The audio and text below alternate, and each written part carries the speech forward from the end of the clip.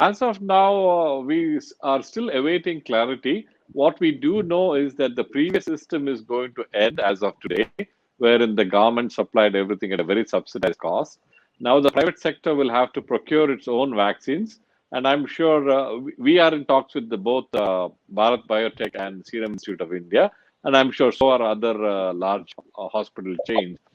We are still yet to know the details of how much vaccine would be given to us, at what cost, and what would be the final cost of administration of the vaccine. I do hope there will be clarity in the next few days, but it's unlikely that there will be a massive rollout tomorrow. I think we'll have to wait for some time for the system to stabilize, but we do hope that there are enough vaccines delivered to both the government and the private sector, so our campaign of mass vaccination doesn't suffer in any way.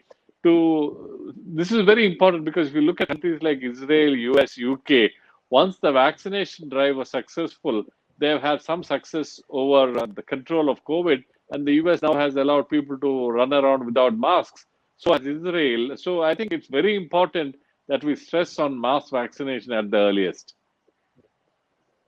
Dr. Raghuvanshi, what about you, sir? And will you also be looking at other options? I mean, a Sputnik also people have said may be available from May 1st. So suppose I'm willing to spend at Fortis and come, when will the vaccine be available? No, we have absolutely no clarity as to how the supply will function. We are getting some small batch from Bharat Biotech, but we have absolutely no visibility of when we are going to get anything from Serum Institute. And as you know, the Bharat Biotech is slightly expensive for the private sector, but I'm sure that many vaccinations can be given what we are getting right now.